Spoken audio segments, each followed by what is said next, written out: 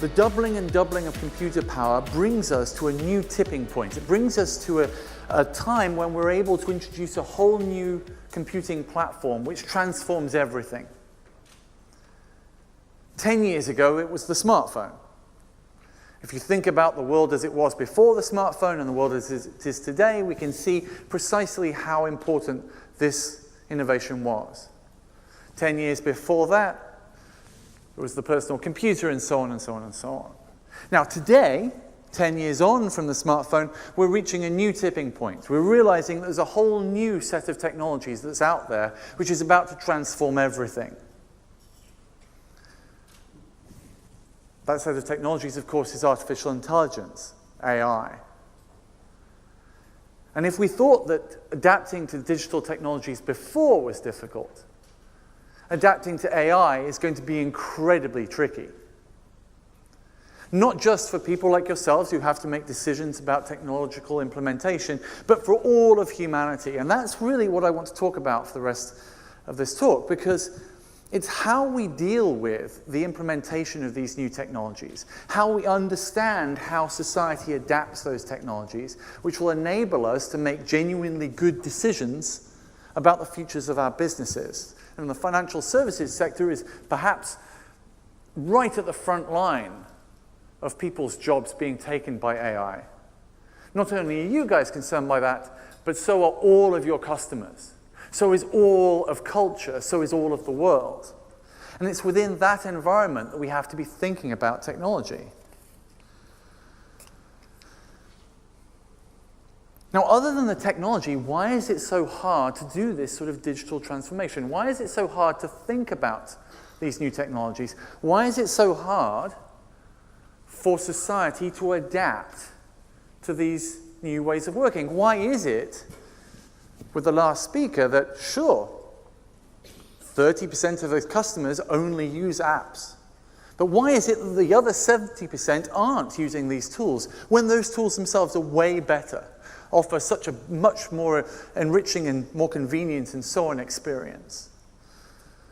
Why is it so difficult to transform your organizations? Well, to think about that, we have to understand what is it that makes an organization in the first place. What is the nature of a company? What is your bank or your organization? Why does it exist? What is its purpose? This is actually quite an interesting philosophical question. What are companies for?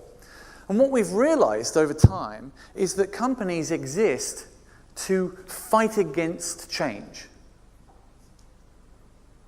If you think about all of the things that have happened to your organizations, whoever you work for, whoever you are responsible for, all of the things that have happened to you, all of the changes in the business environment, all of the events that have happened over the past 10, 20, 30, 40, 50 years, you'll realize that enormous amounts of an organization's energy, an enormous amount of your day on a day-to-day basis is preventing that organization from falling apart.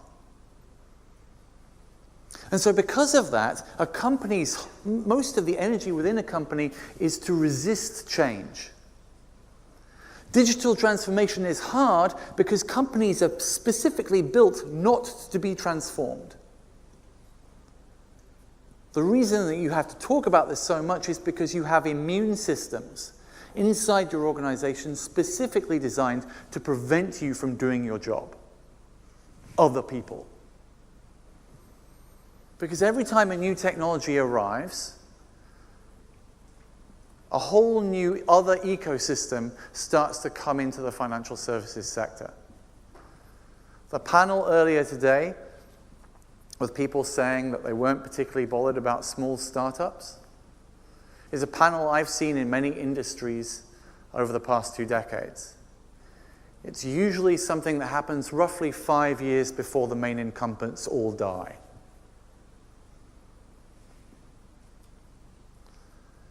So we have to reinvent ourselves. Now, many organizations have me come in and want me to talk to them about the future. It will be it's a very easy job to do. I come in and I have lots of slides of shiny new gadgets. Probably some of the gadgets that are outside right now, and I very quickly go through about 120 pictures of new and shiny things with beautiful architecture and lots of designer stuff. And people think, oh, that's amazing. And I show them open plan offices and lots of young people in hoodies and coders and maybe use the word blockchain a few times. And everybody's very excited by this. For most organizations, though, that sort of presentation is completely pointless. They don't need to know about the future because they aren't currently working in the present. This is perhaps one of the most important questions you might want to ask yourself this afternoon. What year is it inside your company? Do you still have a fax machine in your office? Congratulations, it's 2010. Does your boss have their emails printed out for them? It's 1997. And so on and so on and so on. So perhaps even before we start to talk about modern technologies, you might want to or about tomorrow's technologies, you might want to spend some time bringing yourself up to today.